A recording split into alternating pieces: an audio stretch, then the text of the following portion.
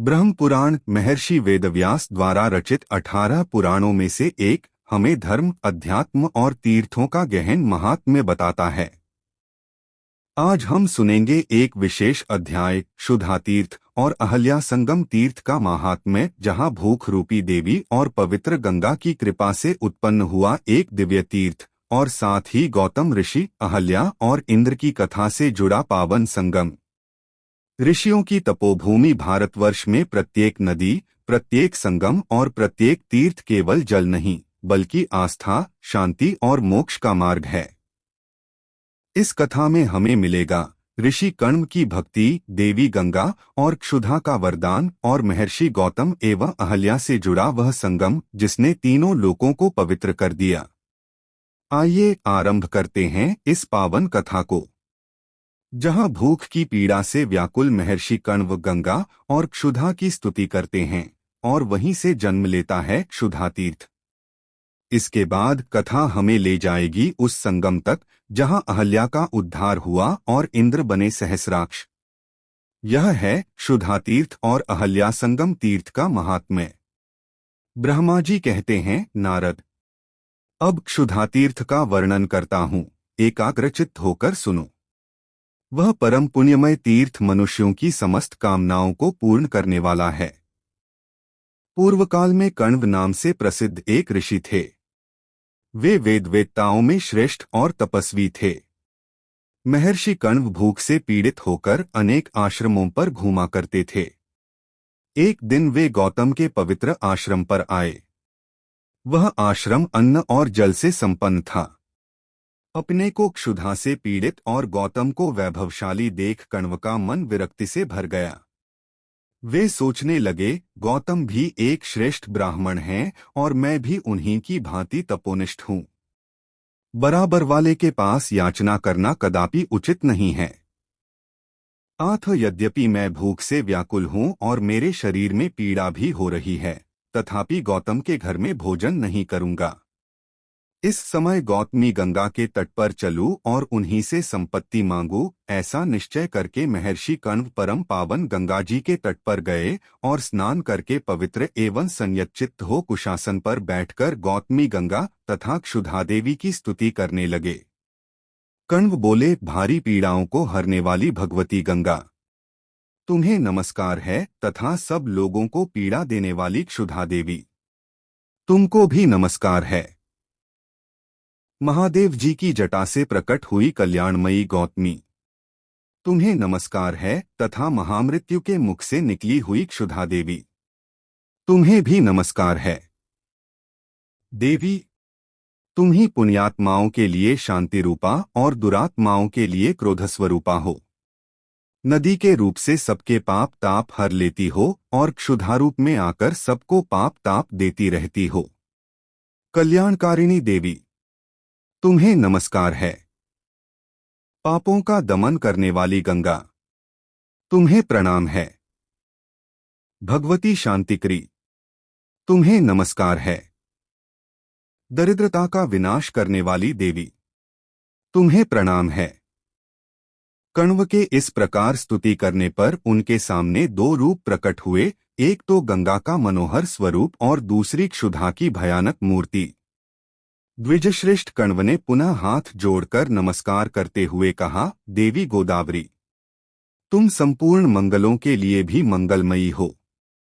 शुभे, ब्राह्मी, माहेश्वरी, वैष्णवी और त्र्यंबका, ये सब तुम्हारे ही नाम हैं। तुम्हें नमस्कार है।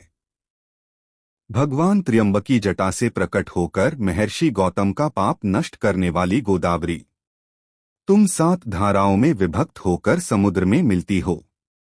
तुम्हें नमस्कार है। क्षुधा देवी, तुम समस्त पापियों के लिए पापमयी, दुहकमयी और लोभमयी हो। धर्म, अर्थ और काम का नाश करने वाली भी तुम ही हो। तुम्हें बारंबार नमस्कार है। कण्व का यह वचन सुनकर गंगा और क्षुधा दोनों ही बहुत प्रसन्न हुई और बोली, सुव्रत, तुम मनोवांछित वर मांगो। तब कण्व ने गंगा जी को प्रणाम करके कहा, देवी, मुझे मन के अनुकूल भोग, वैभव, आयु, धन और मोक्ष प्रदान कीजिए। गंगा से यूं कहकर द्विजश्रेष्ठ कण्व ने क्षुधा देवी से कहा, क्षुधे, तुम तृष्णा एवं दद्रितारूपिणी, अत्यंत पापमयी तथा रुक्ष स्वभाव वाली हो। मेरे अथवा मेरे वंशजों के यहाँ तुम कभी न रहना। जो क्षुधातुर मनुष्य इस स्तोत्र से तुम्हारी स्तुति करें, उनके दारिद्र्य और दुख का नाश हो जाए। जो लोग इस परम पुण्यमय तीर्थ में भक्तिपूर्वक स्नान, दान और जप आदि करें, वे धन संपत्ति के भागी हों। जो तीर्थ अथवा अपने घर में इस स्तोत्र का पाठ करे, उसे दरिद्रता और दुख से कभी भय न हो। एवं स्तु कहकर गंगा और क्षुधा दोनों अपने अपने स्थान को चली गईं।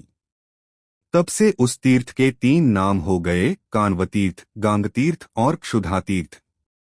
नारद, वह तीर्थ सब पापों को दूर करने वाला और पितरों की प्रसन्नता को बढ़ाने वाला है। गोदावरी में अहल्या संगम नामक एक तीर्थ है, जो तीनों लोकों को पवित्र करने वाला है। मुनिश्रेष्ठ, उस तीर्थ की उत्पत्ति का वृत्तांत सुनो। पूर्वकाल की बात है, मैंने अत्यंत कौतूहलवश कुछ सुंदरी कन्याओं की सृष्टि की। उनमें से एक कन्या सबसे श्रेष्ठ और उत्तम लक्षणों से युक्त थी। उसके सब अंग बड़े मनोहर तथा रूप और गुणों से संपन्न थे। उस समय मेरे मन में यह विचार हुआ कि कौन पुरुष इस कन्या का पालन पोषण करने में समर्थ है। सोचने पर महर्षि गौतम ही मुझे समस्त गुणों में श्रेष्ठ, तपस्वी, बुद्धिमान, समस्त शुभ लक्षणों से सुशोभित और वेदांगों के ज्ञाता प्रतीत हुए। अतः उन्हीं को मैंने वह कन्या दे दी और कहा, मुनिश्रेष्ठ, जब तक यह युवती न हो जाए तब तक तुम ही इसका पालन पोषण करना। युवावस्था होने पर पुनः इस साध्वी कन्या को मेरे पास ले आना। यूं कहकर मैंने गौतम को वह कन्या समर्पित कर दी।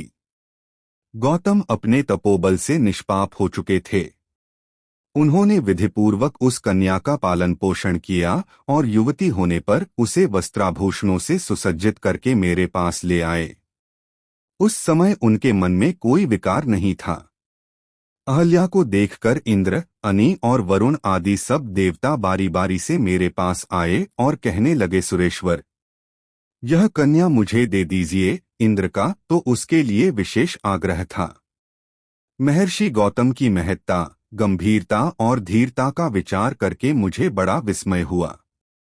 मैंने सोचा, यह सुमुखी कन्या गौतम को ही देने योग्य है और किसी को नहीं। अतः उन्हीं को दूंगा। ऐसा निश्चय करके मैंने देवताओं और ऋषियों से कहा, यह सुंदरी कन्या उसी को दी जाएगी जो सारी पृथ्वी की परिक्रमा करके सबसे पहले यहाँ उपस्थित हो जाए, दूसरे किसी को नहीं मिलेगी। मेरी बात सुनकर सब देवता अहल्या की प्राप्ति लिए पृथ्वी की परिक्रमा करने चले गए।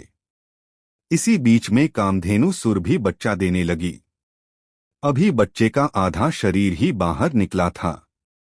उसी अवस्था में गौतम ने उसे देखा और उसी को पृथ्वी भाव से देखते हुए उसकी परिक्रमा की।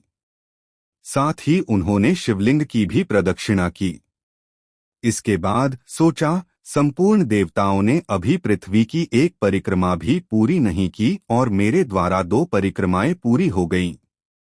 ऐसा निश्चय करके वे मेरे समीप आए और मुझे प्रणाम करके बोले, कमलासन, विश्वात्मन, आपको बारंबार नमस्कार है।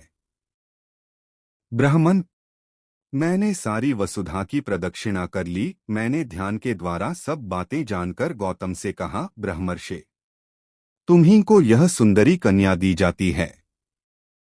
वास्तव में तुमने पृथ्वी की परिक्रमा पूरी कर ली। जो वेदों के लिए भी दुर्बोध है, उस धर्म का स्वरूप तुम जानते हो। जो गाय आधा प्रसव कर चुकी हो, वह 7 द्वीपों वाली पृथ्वी के तुल्य है। उसकी परिक्रमा कर ली जाए तो समूची पृथ्वी की परिक्रमा हो जाती है। शिवलिंग की प्रदक्षिणा का भी यही फल है। अतः उत्तम व्रत का पालन करने वाले गौतम, मैं तुम्हारे धैर्य, ज्ञान और तपस्या से बहुत संतुष्ट हूँ। यूं कहकर मैंने गौतम को अहल्या सौंप दी। उन दोनों का विवाह हो जाने पर देवता लोग पृथ्वी की परिक्रमा करके धीरे धीरे आने लगे। आने पर सबने अहल्या के साथ गौतम का विवाह हुआ देखा। इससे उन्हें बड़ा आश्चर्य हुआ। अंत में सब देवता स्वर्ग में चले गए, परंतु इंद्र के मन में इससे बड़ी ईर्ष्या हुई। मैंने प्रसन्न होकर महात्मा गौतम को रहने के लिए ब्रह्मगिरि प्रदान किया, जो परम पवित्र, समस्त अभिलषित वस्तुओं को देने वाला तथा मंगलमय है।